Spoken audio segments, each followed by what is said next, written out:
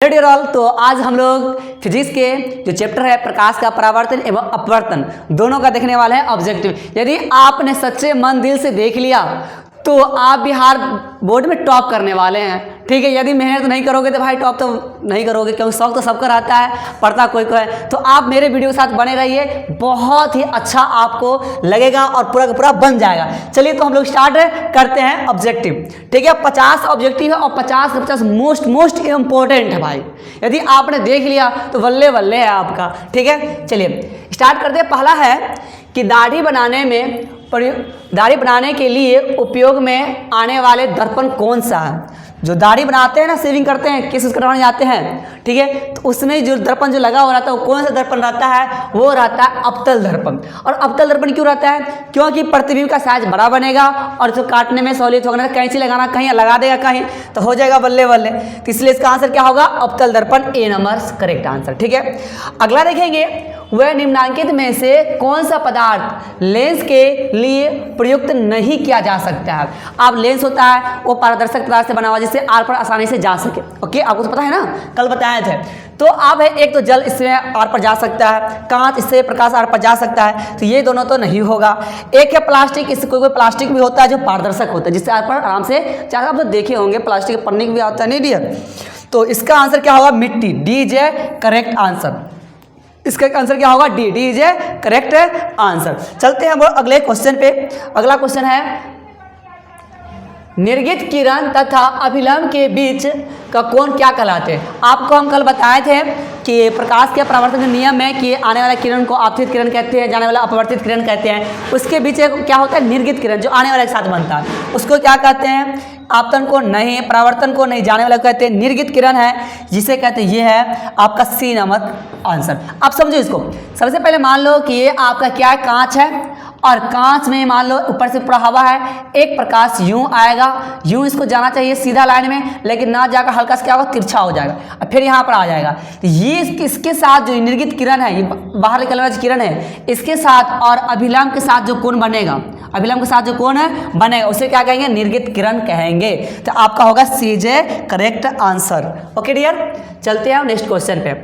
Next question है, किसी ठोस में बाहर की ओर उभरे दो गोलीय पृष्ठ हो उसे क्या कहते हैं। देखो कल हम बताए थे, यदि आपने उसे अच्छे मन से पढ़ लिए होंगे ना तो पक्का आपसे बन ही जाएगा। नहीं, देख लो, मान लो ये है आपका लेंस, ठीक है, ये क्या है? पतला है, इधर से भी क्या है? पतला है दोनों ओर से, और बीच में क्या उभरा हुआ है?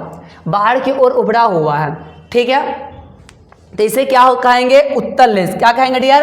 उत्तल लेंस कहेंगे। ओके, चलिए हम लोग नेक्स्ट क्वेश्चन पर चलते हैं। अगला क्वेश्चन है आपका, किसी बीम का अवतल दर्पण द्वारा बना प्रतिबिंब आभासी, सीधा तथा बीम से बड़ा गया है तो वस्तु की स्थिति कहाँ होनी चाहिए। देखो सबसे पहले दर्पण क्या है? अवतल दर्पण है, तो इस प्रकार से क्या बनता है? अवतल दर्पण बनता है। ओके, अब इस अवतल दर्पण में क्या बोला? प्रतिबिंब क्या? आभासी है, काल्पनिक प्रतिबिंब बना हुआ है, ठीक है। और काल्पनिक है, काल्पनिक हमेशा कैसा होता है? सीधा।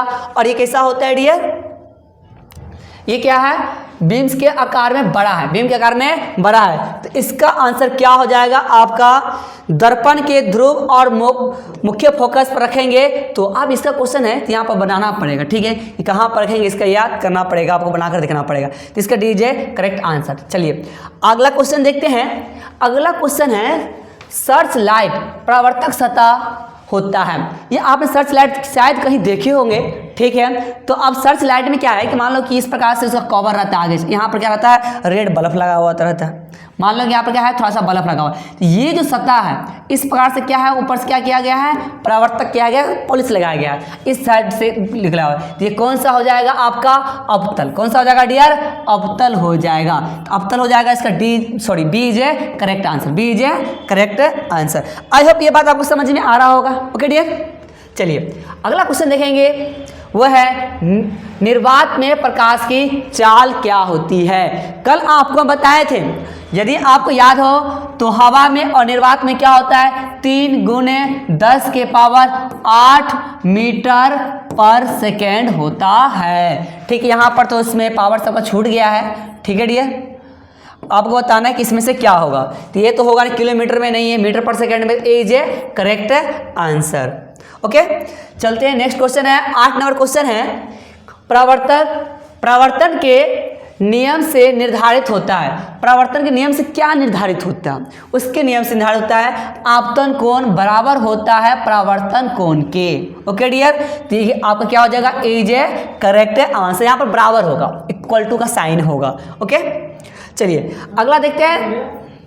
अगला क्वेश्चन हो गया आपका, अगला क्वेश्चन है कि हजामती के लिए किस दर्पण का उपयोग होता है। अभी जस्ट बताया है, दाढ़ी उड़ी काटने के लिए हजामती के लिए किस दर्पण का प्रयोग होता है। यदि आप तो हमेशा कटवाते होंगे दाढ़ी मोछ, तो आपको तो पता ही होगा, नहीं डियर।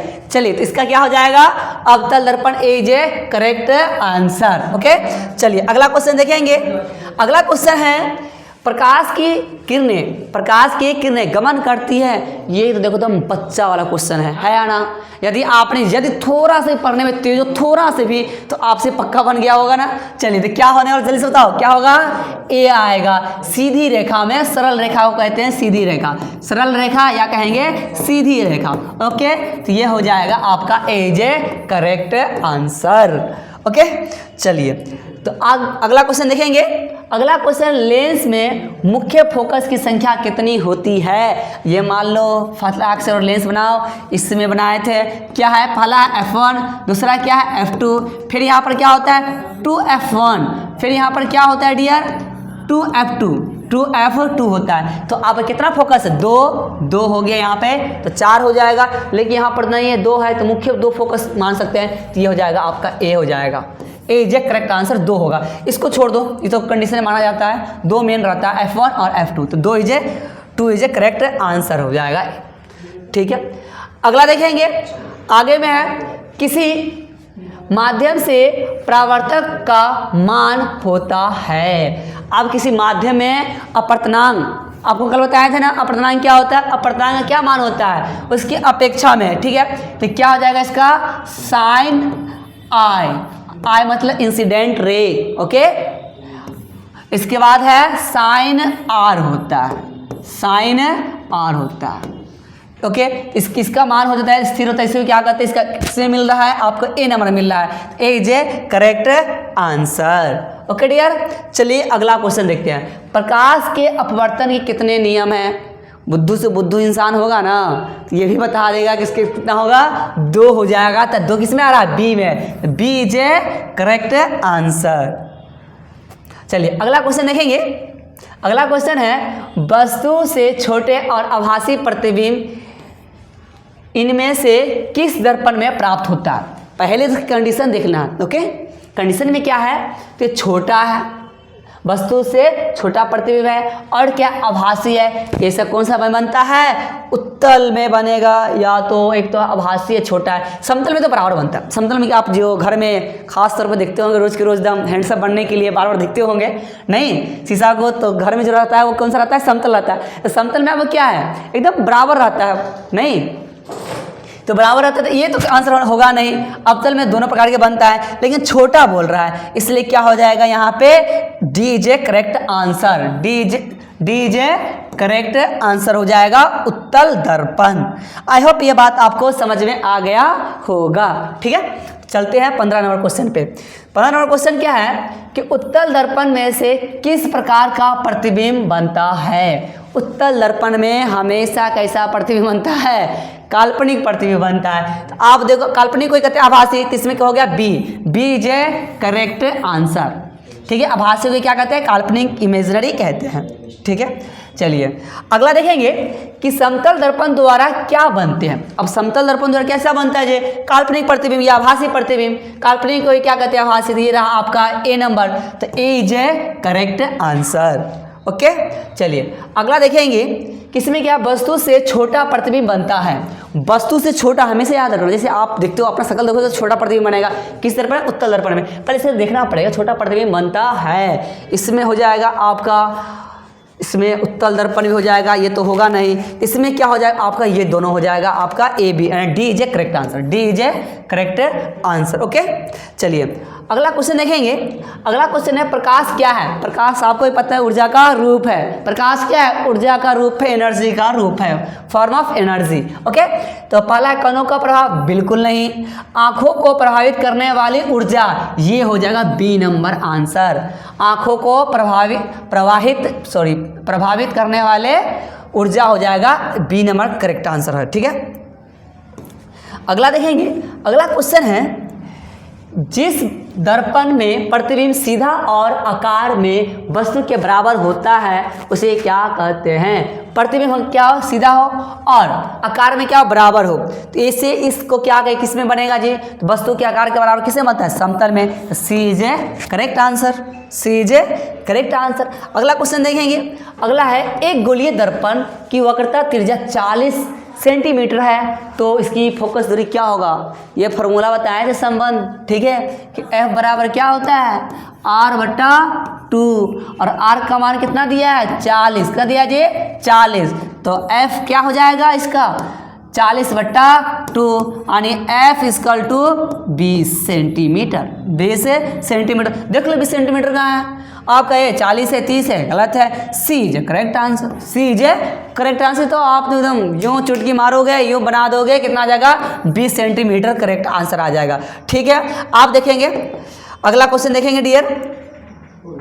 अगला है 21 नंबर क्वेश्चन है। 21 नंबर क्वेश्चन है क्या, किसी उत्तल लेंस के सामने यहाँ पर 2F होगा, ठीक है, 2F और अनंत के बीच कोई बीम रखा गया। बीम मतलब वस्तु, बीम मतलब वस्तु को रखा गया है जिसका प्रतिबिंब बनेगा।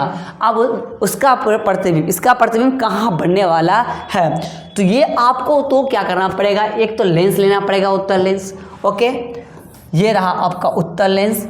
उत्तल लेंस में एक होगा प्रधान अक्ष, प्रधान अक्ष में एक होता है F1, एक होता है F2, ठीक है। यहाँ पर अनंत पर एक वस्तु को रखना है। अनंत वस्तु रखने के बाद यहाँ से यूँ गुजरेगा, यूँ गुजरेगा, एक यूँ गुजरेगा, ठीक है। ये मिलेगा किधर भाई, ये इधर मिलेगा। F2F पर बनना चाहिए, तो कैसा बनेगा, उस साइड बनेगा, तो वास्तविक बनेगा और उल्टा बनेगा। इसमें कौन सा ऑप्शन हो जाएगा आपका, ये हो जाएगा वास्तविक एवं उल्टा बना है, वास्तविक एवं उल्टा एवं छोटा, ये इज ए करेक्ट आंसर। इसका क्या होगा, ए देखो। ऐसे क्वेश्चन को आपको सॉल्व कैसे करना है, सबसे पहले आप क्या करेंगे, एक डायग्राम ले लेंगे, डायग्राम बनाएंगे, ये आपको पता चल जाएगा कि आपको प्रतिबिंब बनेगा कहाँ। ओके, थोड़ा मेरा डायग्राम थोड़ा गड़बड़ है, समझ लीजिए, ठीक है, तो आप खुद से बना सकते हैं, ठीक है, कल हम बताए थे कल के क्लास में। चलिए अगला देखेंगे। अगला क्वेश्चन है मुख्य अक्ष दर्पण के ध्रुव पर क्या होता है। अब मुख्य अक्ष होता है, उसके ध्रुव पर क्या होता है, अभिलंब होता है। क्या होता है डियर, अभिलंब। नॉर्मल खींच के बताए थे ना, ये क्या होता है, नॉर्मल होता है, अभिलंब होता है। ओके, चलिए नेक्स्ट क्वेश्चन है। नेक्स्ट क्वेश्चन हो गया आपका, किसी जो फोकस है, किस दर्पण में फोकस है क्या, मीटर में है, तो फोकस दूरी लेंस की क्षमता क्या होगी। जो फोकस दूरी किसमें है, मीटर में है, तो बताइए इसका जो फोकस लेंस की जो क्षमता है क्या होगा, पावर क्या होगा। तो आप बताए थे P = 1/F, किसमें हो, मीटर में हो, तो 1/F कहाँ है, ये रहा, ए इज ए करेक्ट आंसर। देखो इतनी छोटी मोटी बातों को ना आप यूँ पढ़ोगे तो यूँ दिमाग में चपक जाएगा, ठीक है। तो यही बात आपको याद करने एक बार समझ जाओगे तो हो जाएगा, नहीं किलोमीटर के लिए रहेगा तो 100 लग जाएगा नीचे में, बस इतना ही इसमें अंतर है। ओके डियर, चलिए अगला देखेंगे। हवा में टंगी वस्तु को पानी के अंदर से पानी की सतह के लंबवत रखने पर उस वस्तु का प्रतिबिंब वस्तु कैसी होगी, किस प्रकार की होगी, वस्तु कैसी होगी। अब है कि क्या है, पहले बोला हवा में टंगी हुई वस्तु है, हवा में से लटका दो एकदम पतंग की तरह, पतंग की तरह बहुत दूर हो जाएगा, उतना नहीं लटकाना है, तो इसकी क्या हो जाएगी, तो अभिलंब से दूर हो जाता है, अधिक दूरी हो जाएगा। इज ए करेक्ट आंसर होगा, आपको बताए होंगे, ठीक है। चलिए अगला देखेंगे। अगला है F = R/2। अब जस्ट बताया है फॉर्मूला क्या होता है, F = R/2 होता है। आप बताएंगे ये किसके लिए है, एक तो अवतल दर्पण में है, सही है, समतल के लिए तो नहीं होता है ऐसा, क्योंकि उसमें त्रिज्या नहीं होता है। ओके, और एक उत्तल दर्पण के लिए तो है। ए और बी, ए और सी दोनों आंसर है, तो ए और सी, तो D is a correct answer, D is a correct answer. चलिए अगला क्वेश्चन देखेंगे। किसी बीम का वास्तविक तथा समान साइज का प्रतिबिंब प्राप्त करने के लिए बीम को उत्तल दर्पण के सामने रखना होगा। अब ये क्वेश्चन है कि एक तो है वास्तविक होना चाहिए, समान एक साथ होना चाहिए, तो इसको कहाँ रखना पड़ेगा, ये आपको क्या करना पड़ेगा, कल के जो टेबल बनाए थे उस टेबल में देखना पड़ेगा और उसको एक डायग्राम बनाकर बनाना पड़ेगा। ये क्वेश्चन आपको सॉल्व करने के लिए होमवर्क मिल गया।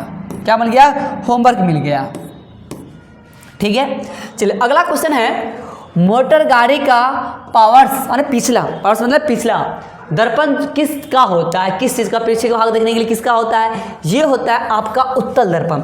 आपको बताए थे कि जो ड्राइवर जो होते हैं ना, ड्राइवर भाई साहब, वो अपने दोनों सामने क्या रखते हैं, दोनों साइड उत्तल दर्पण रखते हैं कि ताकि पिछला वाला गाड़ी जो रहे उसको देख सके और आगे आराम से चला सके, वरना यही एक्सीडेंट करेगा नहीं। चलिए, तो ये बहुत समझदार इंसान है। हीरा का अपर्तनांक होता है, कल ही बताए थे 2.42 क्या होता है, हीरा का अपर्तनांक होता है। यहाँ पर पॉइंट लिख देंगे। ओके डियर, ये रहा। चलिए अगला क्वेश्चन देखेंगे। अगला क्वेश्चन क्या हो गया, अल्कोहल का अपर्तनांक। ये अल्कोहल का अपर्तनांक याद करना पड़ेगा। इसका होता है 1.36 होता है। ये देखो, ये कुछ बातें हैं ना, इन्फॉर्मेशन वाली चीज़ें होती है, तो इन्फॉर्मेशन वाली चीज़ें आपको पहले रट लेना है। ठीक है, क्योंकि जितना भी टॉपर बनता है ना रट कर ही बनता है। ठीक है, बोले सब चीज़ समझेंगे यार, याद नहीं करेंगे तो भैया टॉपर आप तो बनने वाला नहीं है, नहीं। चलिए अगला देखेंगे। अगला है कि एक अवतल दर्पण में ध्रुव और फोकस के बीच रखी वस्तु का प्रतिबिंब बनता है। एक अवतल दर्पण है, एक अवतल दर्पण है और एक इसमें क्या है, ध्रुव यहाँ पर होता है पोल, ठीक है, और फोकस एक होता है, एक सेंटर होता है सी, बीच में होता है एफ, और इसके बीच में ध्रुव अब इसके बीच में रखा हुआ है। ये यूं जाएगा, यूं फोकस से गुजरेगा, यूं जाएगा, तो ये बनेगा काल्पनिक प्रतिबिंब बनेगा। और ठीक है, आभासी और यहाँ पर जाकर कटेगा, डॉट डॉट में कटने वाला है, एक सेंटर से गुजरेगा।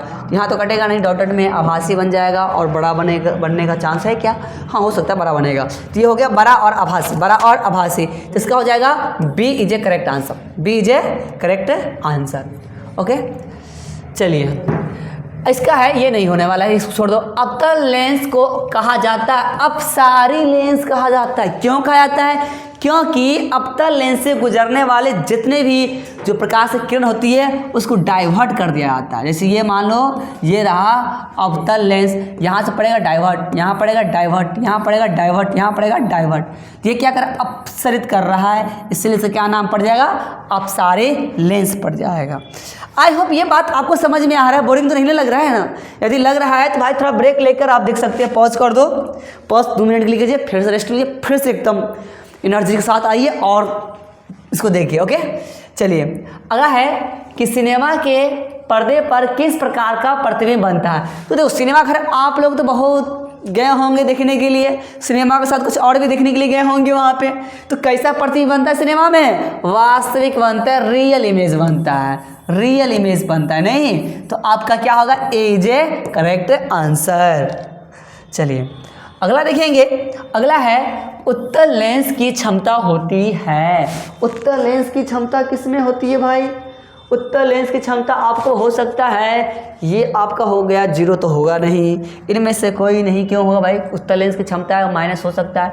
उत्तल लेंस लेंगे इस प्रकार से, उत्तल लेंस के सामने एफ रहेगा, इधर ही बन सकता है, धनात्मक या तो दोनों बन सकता है, तो ये हमेशा होगा, इसका फोकस इस प्रकार का होगा, तो ये होगा ऋणात्मक। उत्तल लेंस का क्या हो जाएगा, ऋणात्मक, B is a correct answer. चलिए अगला देखेंगे। अगला है कि IR नहीं लागू होता है, यानी रिफ्लेक्शन, यानी एक्सीडेंट एंगल और रिफ्लेक्शन एंगल दोनों बराबर किसके लिए लागू नहीं होता, ये लागू नहीं होता है। तो ये होता है, ये समतल के लिए लागू होता है, अवतल के लिए लागू होता है, उत्तल के लिए, इसमें होगा डी, इनमें से कोई नहीं, इनमें से कोई नहीं। ओके, चलिए अगला देखेंगे। अगला क्वेश्चन है किसी गोलीय दर्पण तथा किसी पतले गोलीय लेंस दोनों की फोकस दूरी -15 सेंटीमीटर है, -15 सेंटीमीटर है। दर्पण तथा लेंस संभवतः हो सकता है, तो आपको पता होना चाहिए कौन से दर्पण या लेंस है ठीक है, दर्पण तथा लेंस संभवतः हो सकता है। तो ऐसा लेंस बताओ जिसका जो माइनस में क्या हो, फोकस दूरी हो, तो वो आपको हो सकता है अवतल दर्पण होगा। क्या होगा? अवतल दर्पण होगा। ओके, तो ये आपका आंसर हो जाएगा अवतल दर्पण। नहीं, ये आंसर में नहीं हो सकता। अवतल दर्पण होगा तो सिर्फ इसमें दर्पण में ही माइनस होता है, लेंस में इसका हो सकता है C is correct answer. C is correct answer हो जाएगा।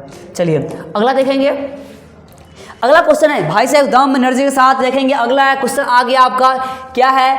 एक लेंस की जो क्षमता है वो क्या है? 5 डायोप्टर है, इसकी फोकस दूरी क्या होगी? P बराबर होता है 1/f होता है। ठीक है डियर, इसका मान दे दिया P का मान कितना दे दिया है? 5 बराबर 1/f। f का मान निकालना है तो क्या हो जाएगा? यहाँ से गुना कर देंगे तो f बराबर हो जाएगा आपका वहाँ से 5, गुना करेंगे तो 5, यहाँ हो जाएगा 1, फिर करेंगे तो 1/5।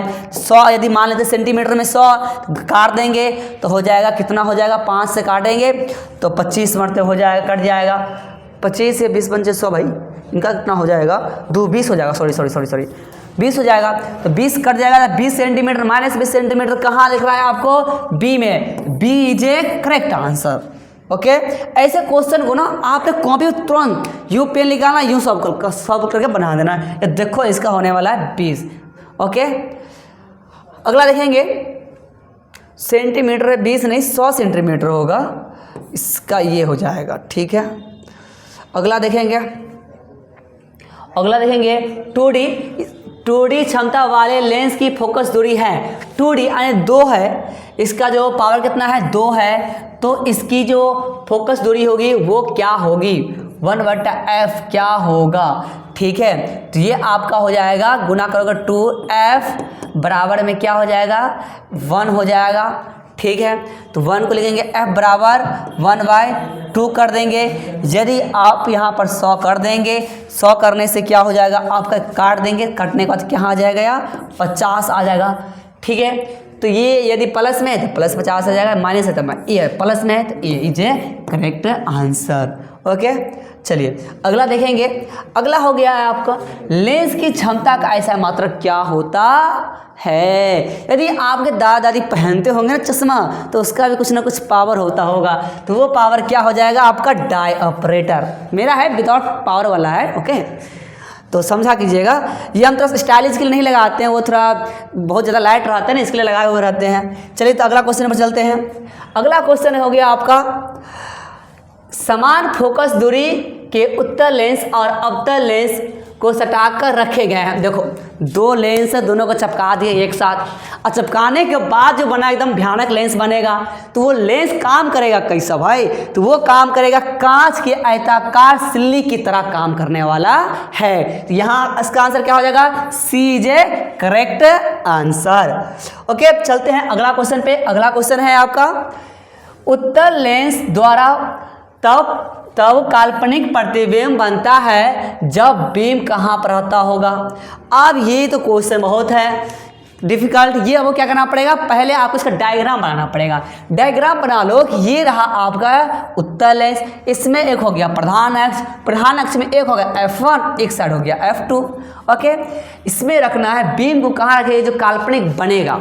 तो ये आपका हो जाएगा फोकस आंतर के अंदर रखना पड़ेगा। ठीक है, इसके अंदर रखेंगे तो इसका प्रतिबिंब क्या बनेगा? काल्पनिक बन जाएगा। इसका हो जाएगा आंसर सी जे करेक्ट आंसर। ओके, अगला क्वेश्चन देखने वाले हैं। अगला क्वेश्चन क्या है? उत्तल लेंस में जब बीम फोकस एवं लेंस के बीच रखी जाती है तब प्रतिबिंब बनता है। देखो तो ऐसे क्वेश्चन को ना सावधानी से करना पड़ेगा, ना तो आपकी छोटी सी गलती आपको 1 नंबर कटवा देगा। नहीं तो ये आपके लिए क्या हो सकता है? उत्तल लेंस में जब बीम को फोकस पर रखेंगे तो लेंस के बीच रखना पड़ेगा, फोकस और लेंस के बीच, तो प्रतिबिंब बनेगा आपका कौन सा?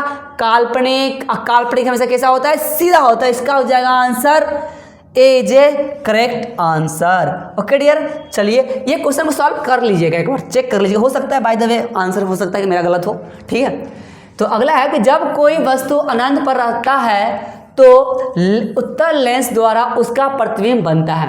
अब जब कोई वस्तु अनंत पर रख दी है, किस रख दिए? अनंत पर रख दी है, तो उत्तल लेंस द्वारा उसका प्रतिबिंब बनेगा। कैसा बनेगा? उत्तल लेंस है यहाँ पे, तो इसका बनने वाला है आपका वास्तविक एवं उल्टा बनने वाला है इसमें। और कहाँ बनेगा ये पूछ दिया है। ओ डियर, ये तो आपको बनाकर बताना पड़ेगा। तो ये आपका रहा होमवर्क। क्या है? होमवर्क बनाकर दिखाना, ठीक है। चलिए, क्योंकि डायग्राम बनाने के बाद ही बनेगा। किसी शब्दकोश में पाए गए छोटे अक्षरों को पढ़ते समय आप निम्नलिखित में से कौन सा पसंद करेंगे? ये तो आपके मनपसंद चॉइस वाली क्वेश्चन है। नहीं, आपको कौन सा पसंद करेंगे? तो आपको क्या किताब पढ़ना? तो आप लोग थोड़ा बहुत रीडिंग कर रहे होंगे, तो किताब पढ़ रहे होंगे, तो क्या होंगे, तो आप थोड़ा पढ़ने में डिफिकल्ट होता होगा। तो आप क्या कर सकते हैं, इसमें कौन सा लगाएंगे? तो 5 सेंटीमीटर फोकस दूरी पर लगाएंगे उत्तल लेंस। क्या लगाना पड़ेगा? उत्तल लेंस लगाना पड़ेगा। तो आप दम बड़े बड़े अक्षर को पढ़ सकते हो दम आसानी से। नहीं, ठीक है। चलते हैं अगले नेक्स्ट क्वेश्चन पर चलते हैं। ओके डियर, यदि देखो, यदि आपको थोड़ा बहुत हो सकता है इसमें कि कुछ बन गया होगा, कुछ एक दो हो सकता है गलत होना, तो कोई महारत होगा तो पूरा सही बना सकता है। नहीं, ठीक है। तो हम लोग चलते हैं, अगला है मोटे लेंस की फोकस दूरी पतले लेंस की तुलना में क्या होती है। अब इसमें क्या होता है कि एक है मोटे लेंस है, एक है फोकस दूरी, दोनों पतले हैं। ये हो सकता है बराबर होता होगा, ठीक है। ये आपका आंसर हो जाएगा आपका, ये इसका आंसर क्या होने वाला है? कम होती है, बराबर होती है, मीटर पर। ये तो होगा ही नहीं, ये तो बेफालतू में दे दिया है। ओके डियर, तो इनमें से कोई नहीं, इसमें से कौन नहीं, क्या हो सकता है? हो सकता है कि ये हो। थोड़ा बाय द वे आप इसको चेक कर सकते हैं। ओके डियर, चलिए, कुछ होगा कि इसमें आप मोटे पतले की बात कर रहा है, ठीक है। जैसे कि मोटे लेंस होता है ना, तो आप थोड़ा मोटे मोटे कपड़े उपड़े पहन लिया कीजिएगा, क्योंकि आजकल जो है ना ठंड धीरे धीरे बढ़ रहा है। अब कोई हीरो होगा एकदम सीना तान के दिखाता होगा, नहीं कि हम तो एकदम हीरो है इस ज़माने के, हमको तो ठंडा नहीं मारेगा, हम ठंडा को मार देंगे। और जब हॉस्पिटलाइज होता है तब बोलता है हाँ अब तो हम हीरोपंती छोड़ देंगे। ओके, तो आप लोग एकदम स्वेटर पहन के हमारे वीडियो के एकदम कंटिन्यू देखा कीजिएगा और स्किप मत करना। यदि स्किप किया तो नंबर भी आपका स्किप हो जाए बिहार बोर्ड में। ओके, तो फिर सोच लेना, ठीक है। अब है एक उत्तल लेंस की फोकस दूरी 20 सेंटीमीटर है, तो लेंस की क्षमता क्या होगी? यहाँ पर f कितना दे दिया है? 20 सेंटीमीटर दे दिया। आपको तो पहले से ही पता है कि पावर का फॉर्मूला क्या होता है, P क्या होता है 1/, नहीं सब सेंटीमीटर में तो 100 हो जाता है। ओके, इसके बाद f लिखते हैं, P = 100 लिखेंगे, कितना है 20 लिख देंगे, काट देंगे, 20 पंचे 100, 5 आ जाएगा, 5 डाई ऑपरेटर आ जाएगा। 5 डाई ऑपरेटर कहाँ है भैया? ये रहा सी जे करेक्ट आंसर, सी जे करेक्ट आंसर। ओके, चलिए अब हम लोग देखते हैं अगले क्वेश्चन पर। देखते हैं अगला क्वेश्चन है, किसी उत्तल लेंस के प्रकाशीय केंद्र से होकर गुजरने वाले किरणों के पथ में अपवर्तन के बाद क्या होता है? ये तो बताना पड़ेगा। ये हो गया आपका, यह देखो ये रहा आपका उत्तल लेंस, इसमें एक प्रधान अक्ष, अब बीच में क्या होता है? प्रकाशीय होता है। भूलना मत, ना तो मार के ठीक कर देंगे अभी हम, ठीक है। या देखो ये हो गया प्रकाशीय केंद्र, ओ हो गया, तो यहाँ से निकलेगा यूं जाएगा, हाँ या ना? यूं आया यूं गया, मतलब अपने पथ से विचलित बिल्कुल नहीं हो पाया। तो इसका आंसर क्या हो गया? विचलन नहीं होता है, is correct answer, is correct answer. चलिए, आई होप ये बात आपको समझ में आ गया होगा। अगला क्वेश्चन देखते हैं। अगला क्वेश्चन क्या है? क्रांति कोण क्या है? क्रांति कोण क्या है आपको पता है? इसमें होगा सघन माध्यम। सघन माध्यम में आपतन कोण क्या कहते हैं? क्रांति कोण कहते हैं। कल आपको बताए होंगे कि सघन माध्यम जो होता है, एक सघन माध्यम एक विरल माध्यम, दो माध्यम के आप जो कंपेयर करेंगे, तुलना करेंगे, यदि उसमें जिसमें अपवर्तनांक ज़्यादा हो या प्रकाश की जो चाल उसमें कम हो जाती है, उसे क्या करें? सघन। तो इसके कोण के साथ क्या हो जाएगा? क्रांतिक कोण हो जाएगा। ओके डियर, चलिए अगला क्वेश्चन देखने वाले हैं। अगला क्वेश्चन है मृग मरीचिका क्या है? मृग मरीचिका का कारण है। देखो ये क्या होता है कि जब आप राजस्थान में जाओगे ना, तो आपको दूर से लगेगा वो वहाँ और पानी है, जाएंगे नदी है, पोखर है, जैसे वहाँ पहुँचेंगे पानी खत्म, मतलब वहाँ रहता ही नहीं है। आपको सिर्फ भ्रमित करने के लिए लगता है कि हाँ वहाँ पर पानी है। तो किसकी वजह से होता है? ये मृग मरीचिका के कारण हो, मतलब ये आप उसको घटना को कह सकते हैं। तो किसकी वजह से होता है? प्रकाश के अपवर्तन की वजह से होता है। तो पहले अपवर्तन होगा, फिर बाद में पूर्ण आंतरिक परावर्तन हो जाएगा, जिसके कारण आपको क्या दिखेगा, मृग मरीचिका का घटना होती है। ओके डियर, तो आपको समझ में आ गया होगा, आई होप ये बात। सॉरी, ठंडी बारिश और खांसी भी हो गया, इसके लिए माफी चाहते हैं। चलिए हम लोग चलते हैं आगे, अगला क्वेश्चन देखते हैं। अगला क्वेश्चन है प्रकाशिक माध्यम कितने प्रकार के होते हैं? 2 प्रकार के होते हैं, एक सघन एक विरल। ठीक है, तो हो गया पहला में दिया है 2, तो is a correct answer. Okay, आप पढ़े थे ना, 2 होता है, जो सघन माध्यम होता है जिसमें प्रकाश की चाल बहुत कम होती है, जो विरल होता है प्रकाश यूं एकदम फास्ट में जाता है वहां से, जैसे कि हवा में 3 लाख किलोमीटर पर सेकेंड। एक कांच होता है, कांच में क्या होता है 2 लाख होता है, पानी में 2,25,000 होता है, तो अलग अलग होता है। ठीक है, तो आप आई होप ये बात पता होगा। चलते हैं अगला क्वेश्चन देखते हैं, लास्ट क्वेश्चन है, माध्यम बदलने पर प्रकाश के वेग बदलना क्या कहलाता है? जब एक माध्यम से दूसरे माध्यम में जाती है और प्रकाश की जो गति है वो चेंज हो जाती है, इसके कारण क्या होता है, प्रकाश का अपवर्तन। ऑप्शन क्या हो जाएगा, B option is a correct हो जाएगा। आई होप ये 50 ऑब्जेक्टिव कंप्लीटली आपका कंप्लीट हो गया है। इसमें से आपने बहुत अच्छे से इसको बनाए होंगे, यदि नहीं बनाया 2 बार देख लेना, आपको जेएन में डीएनए में चला जाएगा 50 का 50 ऑब्जेक्ट ही, और बिहार बोर्ड में सबसे अच्छे मार्क्स आप अचीव कर सकते हैं। तो आई होप आपको ये वीडियो अच्छा लगा होगा। तो सबसे पहले आप लाइक कर दीजिए और अपने दोस्तों के साथ शेयर कर दीजिए। और जब तक के लिए okay, bye bye, good day, good night, God bless you, take care dear.